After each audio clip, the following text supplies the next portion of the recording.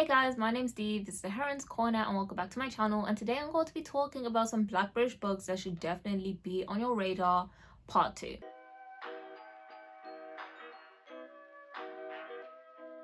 So I actually did a video like this all the way back in early spring, I don't know, it was around April maybe, and at the end of that video I did say that I wanted to do a part 2 towards the end of 2021, and here I am. I was actually going to film and upload this in early August, and I was actually sitting down to film it, and I just thought it might be too early to release this video, especially because a lot of the books I was talking about were going to come out in fall. So I was thinking maybe I should do the video at the end of August, early September, and now we're basically in the middle of September, and kind of regretting not just filming the video when I did, but it's fine, we're here now. I'm going to be talking about some books. I think it's under 10 books I'm talking about. So the first book I want to talk about is Misfits, a personal memoir by Michaela Cole, and you guys probably know Michaela Cole from the recent drama series I May Destroy You, which centered around sexual assault. Or you may know her from the comedy series Chewing Gum, which was a few years back. But either way, Michaela Cole is such a fantastic actress. I really enjoy her work, and when I heard she was doing a memoir, I was really excited about actually picking it up, because I've been reading a lot of kind of memoir-esque, biographical-esque writing in the summer, and from Black women, but it was usually from a Black American perspective. When I kind of heard that she was doing a memoir like this, I was like, yes, a Black British woman perspective on just life and society and things. And yeah, that's the main reason why I'm really excited to actually pick this up. I've been hearing nothing but good things about it, and I also wanted to read this book just because it's from a person who is in the creative industry, and I don't think I've ever read a book from a biography or autobiography or a memoir from a creative person's viewpoint. So I haven't read a musician's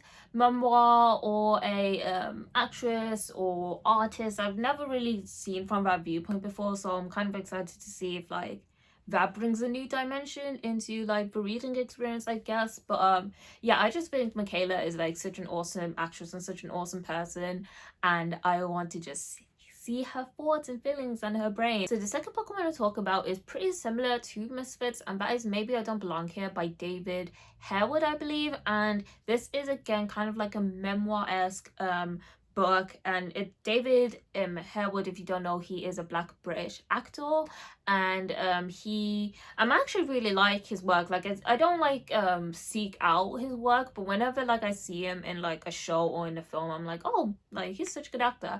But essentially what drew me to this kind of memoir was the fact that it has a mental illness element in it, and essentially he was sectioned under the Mental Health Act when he was in his early 20s, and in this book he's kind of exploring that moment in his life what led up to his mental breakdown and what happened afterwards. And that was the part that really drew me into it. I really like reading about mental health and coming from a Black perspective, and that just really drew me into this book. Essentially, it has already been released. I think it was released in September the 2nd, so you can already grab it now.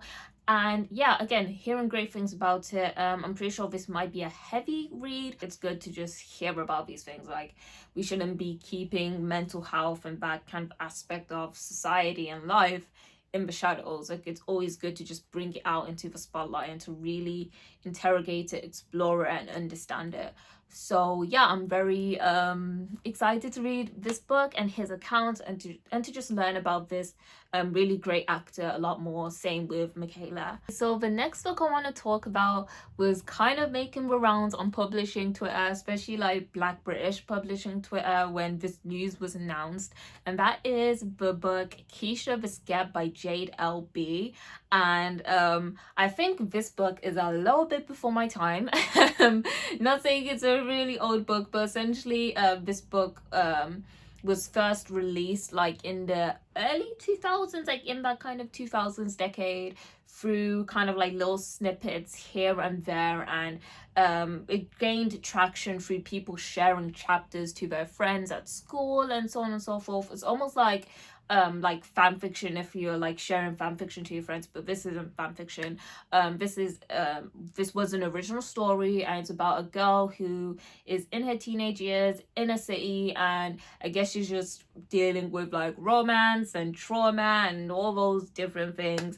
And yeah, the amount of people who were excited about this on my Twitter when this news was first announced, I'm pretty sure it's being published in October, early October.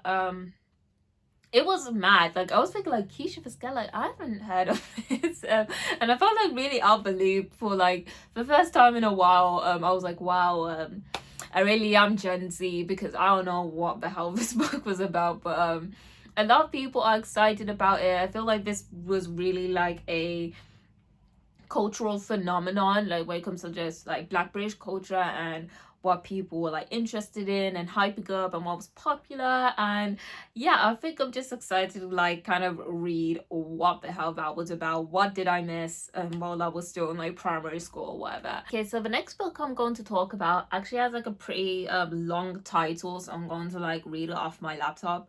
And that title is Consumed: The Need for Collective Change, Colonialism, Climate Change and Consumerism, and that is by AJ Barber. So as you can tell by the title, we're going to be talking about consumerism, environmentalism, the racism that is kind of intertwined with all of these like ideas. So I read that the first half of the book is basically like breaking down the actual injustices which comes with like consumer culture, and then the second half of the book is going to like teach us how to unlearn some of the things that we have learned in this like capitalist consumerist society. And this is a very interesting book because I've been wanting to read environmentalist like kind of literature for a while, but I feel like it can be very depressing and not have like concrete solutions on the way out, or if they do have solutions, it's from a very like white middle class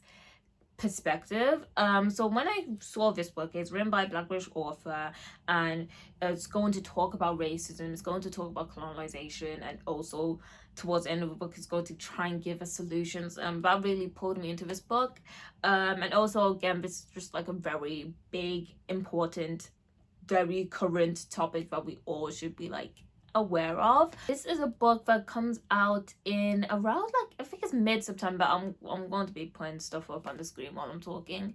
I'm pretty sure it's mid-September it comes out, and yeah, I hope this is like a very informative read. So the next book I want to talk about is another nonfiction. So if you're not on this nonfiction hype train, I'm very sorry. I don't know how great this video is going to be for you guys, but if you do like nonfiction, this is great. So this is an anthology that was also released early, like years ago. I'm pretty sure it was released in like 2001, and it is called I See Free, the Penguin Book of Black Writing in Britain, I believe. And it's a collection of essays, we have poetry, we have short fiction, just a whole load of stuff going on. And it's from writers, British writers that are of like African descent. And yeah, so this was released in 2000, and Penguin is actually kind of reissuing this book for this year, I think, as a celebration for Black History Month, which is going to be happening in October. I'm pretty sure it's being released on the 30th of September, I believe. So yeah, it just seems like it will be a nice kind of book to have and to just pick up now and then, you know what I mean? So yeah, this is a book that I just kind of realized like this was happening. This hasn't been a book that's been on my radar for a while, but it's definitely on my radar now. So the next book I want to talk about is a YA. It's a contemporary YA, and this is Empress and Ania by Candice Carty-Williams. And if that name sounds familiar, it's because she wrote the award-winning Queenie, which is an adult kind of contemporary book that came out 2019 maybe. I feel like it was 2 years ago. I absolutely loved Queenie. I read it this year. It's one of my favorite books of the year. I just loved Candice's like voice, like, and the writing and the tone that she just put into this really multi-layered story. It was a very messy story, and I just kind of loved the protagonist who we were following. And for her next book, she has written a YA, and we're following Empress and Ania, who are both in secondary school, I believe, and the book really centers on their friendship and how their differences sometimes make them clash, but also how they be brought together by them. I think that's the gist of the story. I try not to read like a lot of synopses. If you know me on this channel, you know I try not to know a lot about a book going in. I like the surprises, but all I know is just a book centering on friendship, and it'll be interesting, and I want to see the Black British school experience actually explored. Like, I'm not saying that it hasn't been explored in any like books ever. I'm definitely not saying that, but I think I've just been kind of reading, and not even reading, just watching a lot of like American school stuff, and I feel like I just need to read about like the black, not even just a black British school experience, but just like the British school experience, you know what I mean? And lastly, we have another YA book, and this time it's a YA fantasy. See, I've got you guys. If you waited this long at the end of this video, I got you if you like YA. So yeah, I have a YA fantasy. It's called Skin of the Sea by Natasha Bowen, and this book is about mermaids. Like, should I say more? Do you want more information? Like, it's about mermaids, okay?